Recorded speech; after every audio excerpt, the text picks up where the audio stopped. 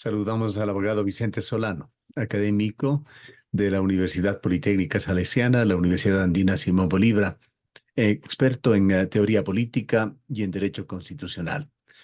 Abogado Solano, quisiera en esta ocasión hablar con usted sobre la desinstitucionalización del país, evidenciado en las declaraciones de una aparentemente operadora del narcotráfico, Mayra Salazar, que logró infiltrarse en estamentos de gobierno, de justicia y desbaratar la institucionalidad en la provincia del Guayas. Muy buenas noches, querido Gustavo. Muchas gracias por la invitación y a todas quienes nos ven y nos escuchan. Realmente me parece que en los chats que hemos visto en los días anteriores que ha develado justamente ya Fiscalía y con las declaraciones que ha hecho el día de hoy Mayra Salazar, se confirma, diríamos así, la hipótesis que teníamos ya hace varios años. Uno, sobre lo que pasa en la justicia en la provincia del Guayas, en las cortes, en los tribunales, en los juzgados, en definitiva donde sabemos que lamentablemente ha existido injerencia, interferencia por parte de ciertos actores políticos, partidarios, ¿no es cierto? Que además, diríamos así también, por otro lado, demuestra también la crisis justamente que existe en la administración de justicia a nivel del país. Porque en eso hay que estar claros, que Gustavo, lo del Guayas es solamente una muestra de lo que pasó, de lo que ha pasado. Creo que en el pasado todos teníamos cierto nivel, digamos, de seguridad, pero lamentablemente no teníamos la confirmación sobre lo que pasaba en la Administración de Justicia en el Guayas. Hoy yo creo que con estas declaraciones es imprescindible pues que tengamos, ¿no es cierto?, una investigación profunda sobre quiénes han sido, porque no es una persona, yo creo que son varias personas, incluso podríamos decir actores políticos partidarios que han trabajado, ¿no es cierto?, en la línea de interferir en las decisiones judiciales, que es gravísimo, porque eso implica la vulneración de un principio fundamental, que es la independencia de juezas y jueces. Pero además de ello, amigo Gustavo, obviamente también necesitamos que se investigue a profundidad justamente estas declaraciones, porque esto también tiene que ver con el país y tiene que ver con algo importantísimo, la credibilidad que exista en juezas y jueces sobre la administración de justicia. Decíamos en meses anteriores, bueno, semanas anteriores, ¿no? El Latino Barómetro justamente denotaba que apenas 2 de cada 10 ecuatorianos creen en la administración de justicia. Por lo tanto, yo creo que es una necesidad que tiene el país de conocer qué es lo que ha pasado con la administración de justicia, no solamente en estos últimos 4, 5, sino 10, 15 años probablemente, ¿no es cierto?, en la provincia de Guayas y en el país. Al verse implicados partidos políticos, particularmente el Partido Social Cristiano, ¿qué reflexiones nos deja sobre el sentido de la política en Ecuador? Lo que ha sucedido, para no generalizar, en la provincia del Guayas, que en vez de definir a la política como la práctica y el ámbito en el que el ser humano realice, vive su existencia junto con los demás y al servicio de los demás, esto no se da, no se trabaja por el bien común, sino por eh, intereses y temas de carácter particular. Evidentemente, querido Gustavo, algunas juezas y jueces han entrado en esta lógica, ¿no?, de vender las sentencias. Probablemente tenemos que varios jueces, prácticamente toda el área o todos los juzgados penales de Guayas, básicamente sus jueces están en justamente una prisión. Entonces, demuestra la grave lesión que se ha dado contra, ¿no es cierto?, la administración de justicia. Eso evidentemente es muy grave porque implica que hay una desinstitucionalización general. Y claro, esto, ante los ojos de la ciudadanía, mostraría que realmente todos, quizás los que estamos incluso cercanos a la administración de justicia, que eso incluye a los abogados y abogadas, obviamente, ¿no es cierto?, nos muestra como si fuéramos parte de esta ola criminal, ¿no? Como lo que he dicho, esta narcotización de la política, porque implica que hay actores políticos que son básicamente los que operan en las cortes de justicia a favor de los grupos de delincuencia organizada. Sabemos que siempre las cortes de justicia han sido un botín político, ha intentado ser un botín político. No quiero hablar, pero hemos visto desde los años 80, 90, 2000 hasta la última década, de que siempre se ha hablado, ¿no es cierto?, de tomarse las cortes, los juzgados, probablemente las más altas cortes en algunos casos, y otros han hablado incluso de la metida de la mano en la justicia. Por más que haya buenas intenciones, yo creo que es necesario garantizar esa imparcialidad y esa independencia de juezas y jueces.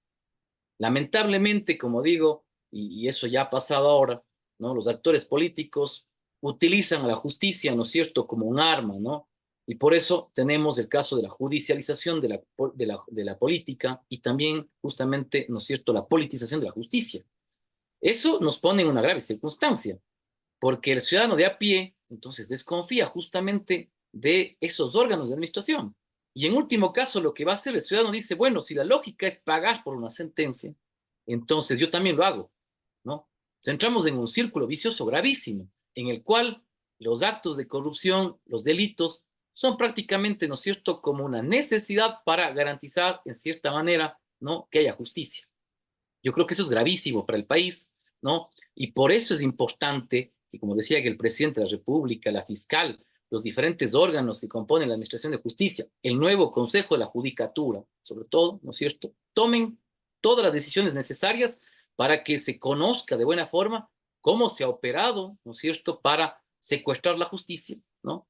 Pero además, ¿quiénes son los actores políticos que han estado detrás? Porque yo no creo, querido Gustavo, que solamente sea el señor Muentes. Yo creo que tenemos, obviamente, ¿no es cierto?, responsables políticos mucho más poderosos, probablemente, y partidos políticos que están ahí. Y además, pues, de conocer eso, conocer quiénes son las autoridades también, ¿no es cierto?, que están operando de esa forma. Porque lo que estamos claros es que no solamente son juezas y jueces, son alcaldes, son prefectos, son concejales, son diversas autoridades. Y obviamente, ¿no es cierto?, incluso se habla, ¿no es cierto?, de exfuncionarios de la presidencia de la República, incluso hay involucrados, ¿no es cierto?, hasta expresidentes, que me parece mucho más grave, ¿no? Y el tema parece trascender mucho más allá del simple manejo o manipulación de las instituciones. Va al ámbito de lo penal. Una serie de luces se van dando con respecto al magnicidio ocurrido en Ecuador en la persona de Fernando Villavicencio. Evidentemente, querido Gustavo, más allá de que Fernando Villavicencio, yo creo que también ha sido justamente un político muy controversial. Yo creo que es también imprescindible conocer quiénes fueron efectivamente, ¿no es cierto?, los autores materiales, pero además, obviamente, los intelectuales, sobre todo, de ese crimen.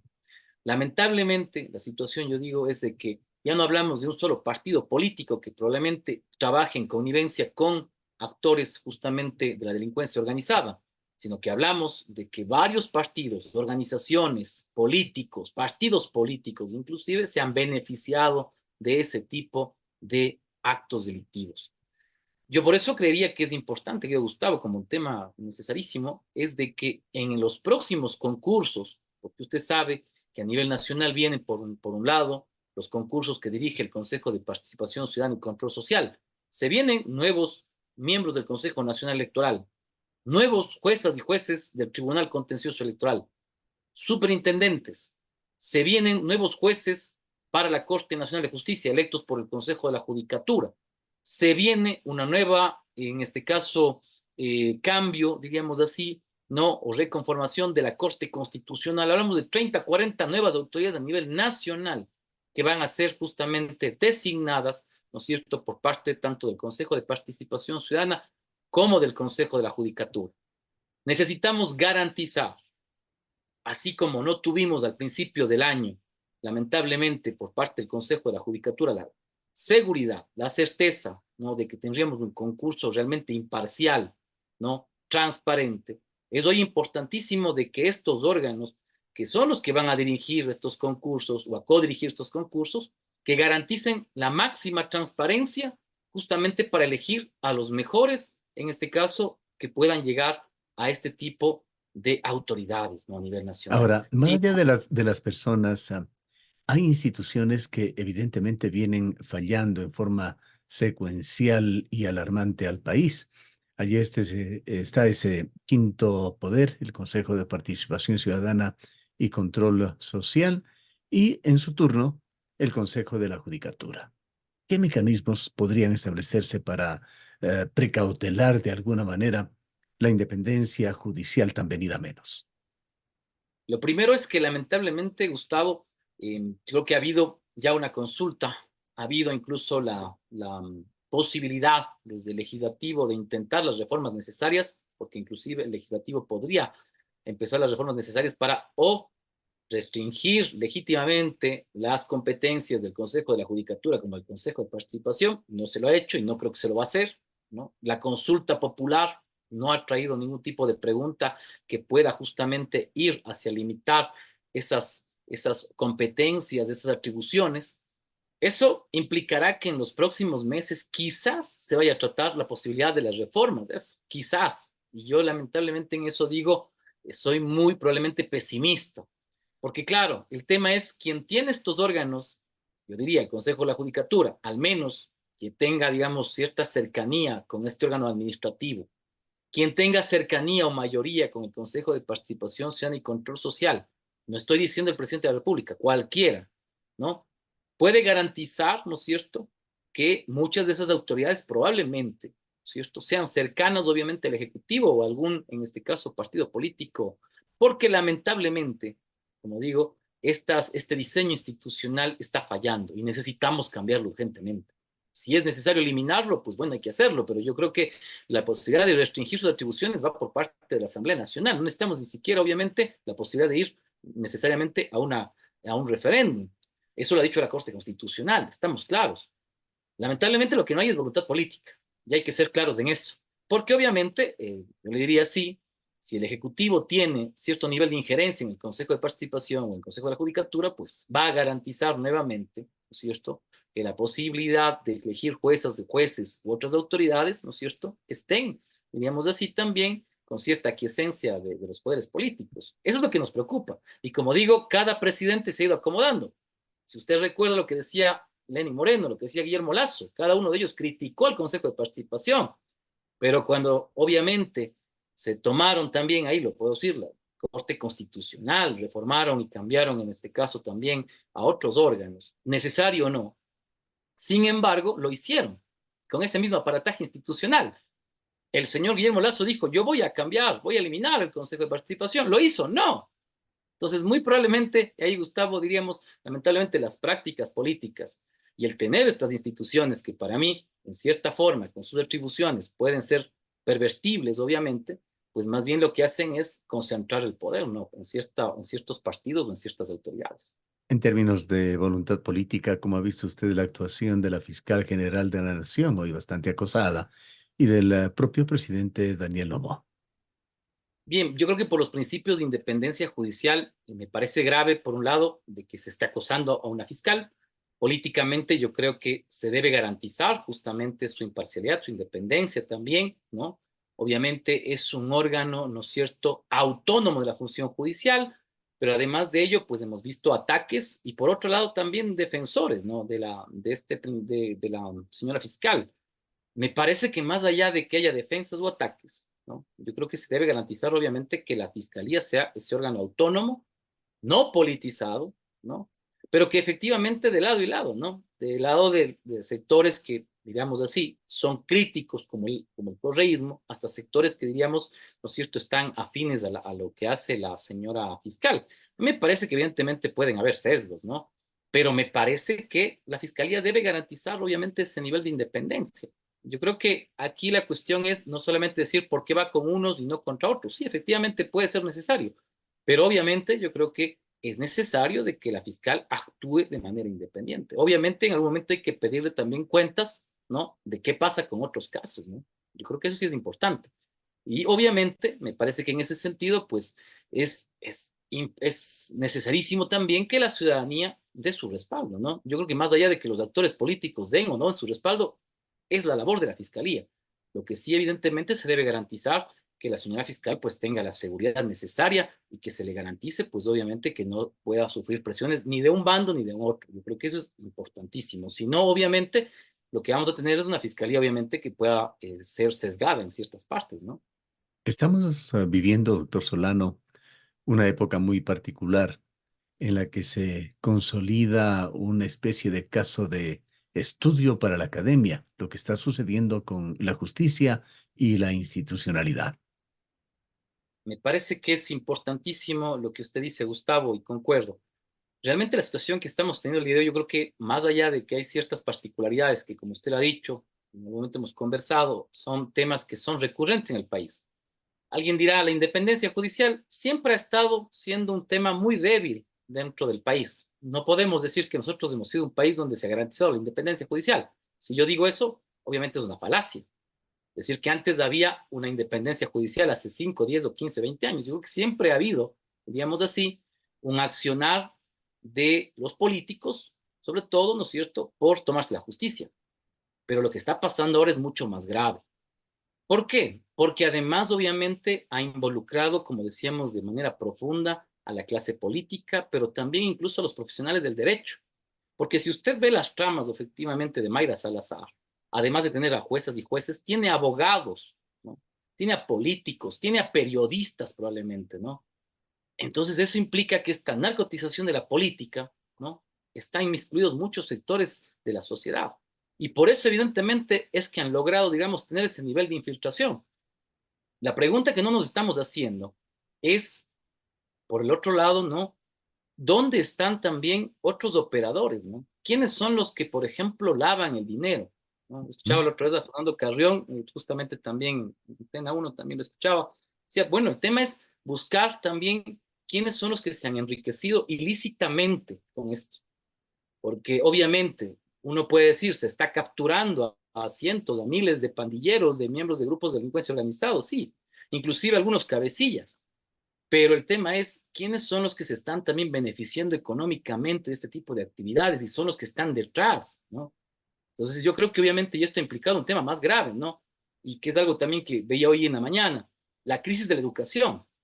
Entonces, claro, la educación está en crisis y por eso tenemos profesionales de todo tipo, no solamente del derecho, de economía, de contabilidad, de muchas, en este caso, áreas, que se benefician de este tipo de actos de corrupción u otros actos propiamente ya infracciones, delitos, pero que lamentablemente son los que se están forjando incluso en nuestras propias universidades. Solo había un dato muy relevante, querido Gustavo, de varios de los jueces que fueron en este caso, ¿no es cierto?, están dentro de las tramas de Metástasis y La Purga, la mitad de ellos eran docentes universitarios. Entonces, claro, uno dice, ¿quién está formando justamente a los próximos profesionales? ¿Y cómo los estamos formando? Entonces, claro, por eso podemos ver que tenemos luego jueces, juezas, ¿no es cierto?, economistas, abogados, incluso periodistas que probablemente se venden al mejor postor, más allá, ¿no es cierto?, de cumplir con una actividad ética dentro de sus labores profesionales. Hay cabezas de esta pirámide delincuencial que aún no han sido tocadas. Los manipuladores, diríamos, de los hilos que han estado moviendo este sistema corrupto. Efectivamente, querido Gustavo, yo creo que es imprescindible, como decíamos, que se investigue profundamente. Yo no sé, y eso lamentablemente es un tema que todos conocemos, las presiones políticas, las presiones mediáticas de todo lado, ¿no?, hacen muy difícil saber realmente quiénes son responsables, porque como hemos dicho, lamentablemente en el país existe cierto apasionamiento político, ¿no? Y entonces, si es que tú dices que efectivamente, ¿no es cierto?, X o Y persona, como el señor Aliaga, ¿no es cierto?, está vinculado probablemente a toda esta parte, diríamos así, de las mafias organizadas, en connivencia con jueces, incluso ahora dice con la propia fiscalía. Lo que uno dice es efectivamente que se investigue. Y si el señor, pues, es parte de quienes operaba políticamente en ese sentido, pues debe ser enjuiciado y debe ser obviamente procesado.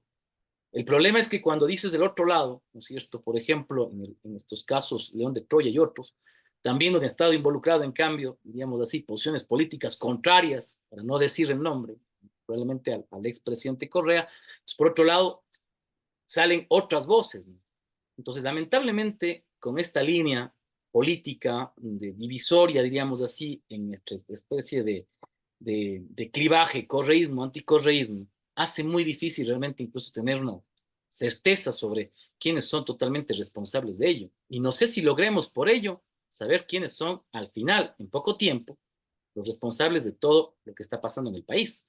Porque como usted decía, yo creo que es muy difícil que lleguemos incluso a tener a todos los responsables. En algún momento se romperá por ahí probablemente esa cadena de investigación, porque sabemos efectivamente que, ¿no es cierto?, como decíamos, hay partidos políticos que han sido gobernados por años por ciertos políticos que para mí creo que son intocables, ¿no?, en el país. Entonces, yo creo que es muy difícil probablemente que en este tiempo salga a la luz de ello, ¿no? Y si sale algo, probablemente sea también un poco sesgado, ¿no? Yo creo que lamentablemente Eso es lo que está pasando. Y si así se llegara a conocer algo, probablemente ciertos sectores de la ciudadanía lo van a tratar probablemente como persecución también, ¿no?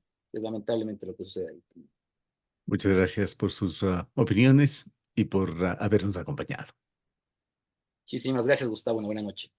Gracias del abogado Vicente Solano, catedrático de la Universidad Politécnica Salesiana y la Universidad Andina Simón Bolívar, experto en teoría política y derecho constitucional.